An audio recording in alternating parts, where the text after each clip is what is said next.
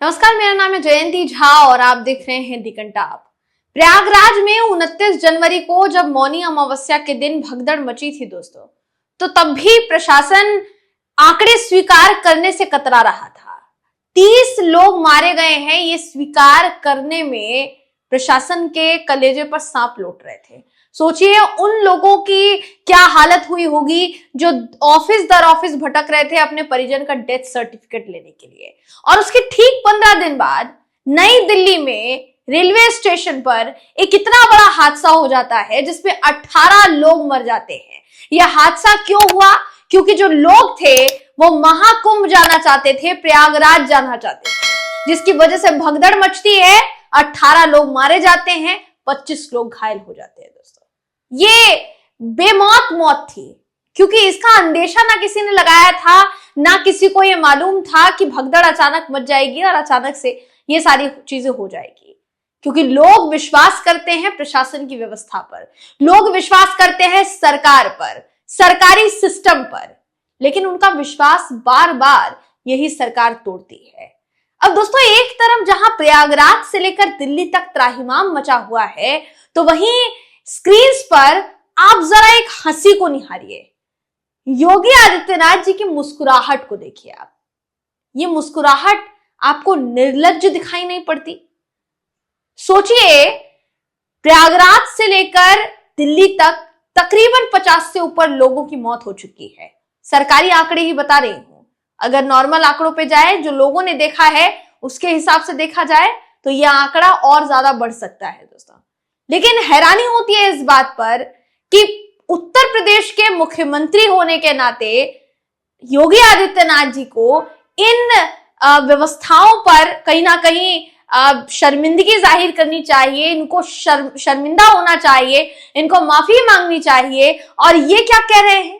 ये कह रहे हैं कि उत्तर प्रदेश की जीडीपी में इतने लाख करोड़ की बढ़ोतरी हो गई महाकुंभ की वजह से।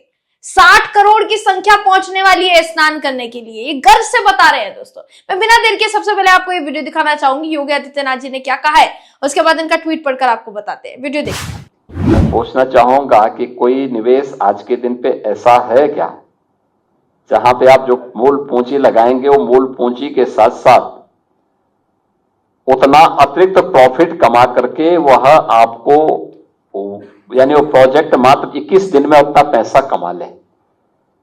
लेकिन ये स्पिरिचुअल टूरिज्म में संभव है और ये प्रयागराज में एक जगह में हुआ है। ऐसे ही लाखों लोगों को कार्य मिला है, उनकी आमदनी बढ़ी है और यह आमदनी अल्टीमेटली यूपी की आमदनी के साथ बढ़ने जा रही है। मेरा अनुमान है कि यह संख्या 60 करोड़ तक पहुंचती है तो मान के चलिए कि यूपी की जो इकोनॉमी होगी वह लगभग 3.25 से लेकर 3.5 लाख करोड़ रुपए की अतिरिक्त यूपी की जीडीपी में बढ़ोतरी होने वाली है। तो जैसा आपने देखा, योगी आदित्यनाथ जी मुस्कुरा रहे हैं। जो ट्वीट शेयर किया गया है इनके ट्विटर हैंडल से और जिसके जरिए ये जो वीडियो मैंने आपको दिखाया, जो वीडियो शेयर किया गया है, इस वीडियो के ट्वीट में लिखते हैं योगी आदित्यनाथ कि महाकुंभ 2025 प्रयागराज से उत्तर प्रदेश की जीडीपी में लगभग 3.25 से 3.50 लाख करोड़ की अतिरिक्त बढ़ोतरी होने वाली है। यानी उत्तर प्रदेश की तिजोरियां भरने वाली है। इस बात से खुशी हो रही है योगी आदित्यनाथ जी को। लेकिन नई दिल्ली में लोग मारे गए, यहां तक कि प्रयागराज में भी लोग मारे गए, वहां पर भगदड़ मची। उस वक्त क्या किया योगी आदित्यनाथ जी ने? सामने आए, वीडियो बनाया, भावुक हो गए वीडियो में और उसके बाद लगातार तब से लेकर अब तक या तो संख्या गिना रहे हैं कि कितने लोग पहुंचे महाकुंभ, या फिर ये बता रहे हैं कि उनके महाकुंभ आने से उत्तर प्रदेश की तिजोरी का जो खजाना है वो कितना बढ़ गया है। ये शर्मनाक नहीं तो और क्या है दोस्तों।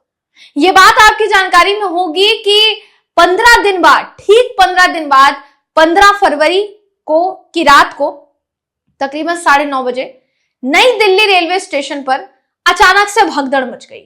और ये भगदड़ क्यों मची? क्योंकि रेलवे प्रशासन ने कोताही नहीं बरती।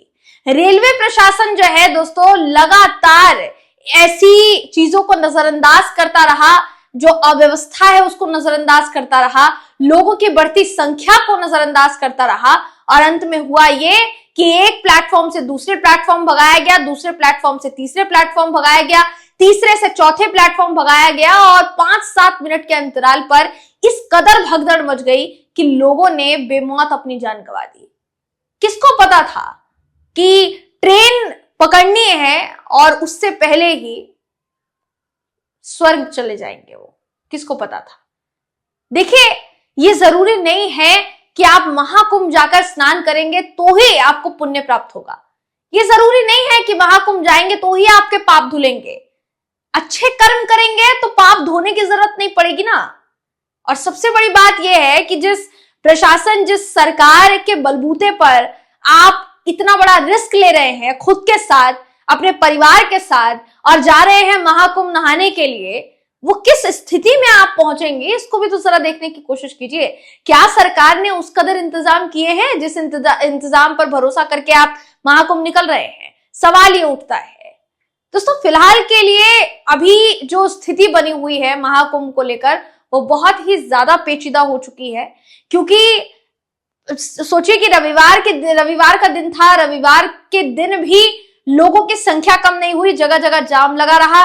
कई लोगों ने पत्रकारों ने ट्वीट करके बताया कि महाकुंभ मत आइए क्योंकि बहुत बुरे हालात हो चुके हैं, सड़क पर पैर रखने की जगह नहीं है, ट्रेनें खचाखच भरी हुई है, बसों में लोग धक्के खा रहे हैं, कहीं जगह नहीं है, बावजूद इसके उनको महाकुंभ जाना है।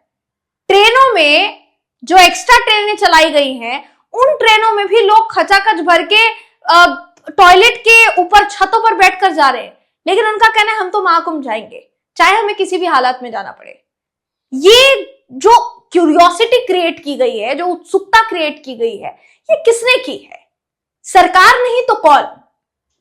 जब योगी आदित्यनाथ जी भरे मन से ये कहते हैं कि 100 करोड़ लोगों के आने की व्यवस्था की गई है, तो वो 100 करोड़ लोग योगी आदित्यनाथ जी से उत्तर प्रदेश के मुख्यमंत्री के तौर पर उम्मीद लगाते हैं कि व्यवस्था अच्छी होगी, तभी तो बोल रहे हैं योगी आदित्यनाथ जी 100 करोड़ की संख्या में आओ, पहुंचो, क्योंकि हमें चीन को दिखाना है कि हमारी कितनी जनसंख्या है।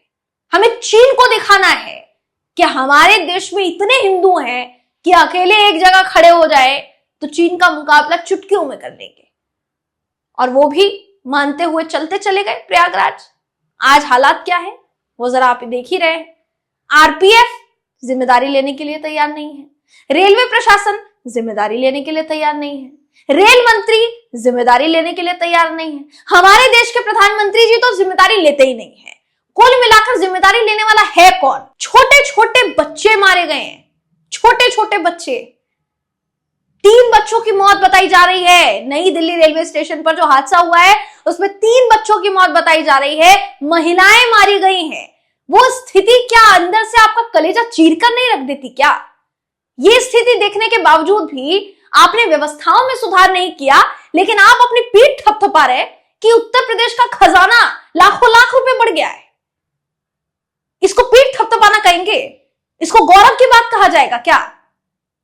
ये गौरव है, ये गर्व है क्या?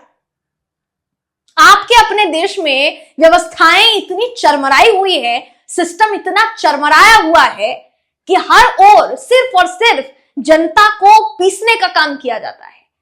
क्या जरूरत थी उन लोगों को टिकट देने की या उन लोगों की टिकट काटने की जिन लोगों के लिए ट्रेन में बैठने के लिए जगह नहीं थी? टिकट कलेक्टर जनरल कोच में टिकट पर टिकट काटे जा रहे हैं। अब जब आप टिकट काटेंगे किसी का, तो वो इंसान 500-400 रुपए टिकट का पैसा खर्च करके तो जाएगा ना ट्रेन में बैठने के लिए, भले ही उसमें जगह हो या ना हो, क्योंकि उसे तो कह दिया गया है जहां सीट मिले वहां पर बैठ जाना। और सीट मिलनी चाहिए इसलिए भगदड़ हुई, जिसका कारण, जिसका परिणाम जो है वो आपके सामने है। दोस्तों, आप इस पर क्या सोचते हैं? आपकी इस पर क्या राय है? कमेंट करके हमें जरूर बताइएगा। अगले वीडियो में आपसे फिर मुलाकात होगी, तब तक के लिए नमस्कार।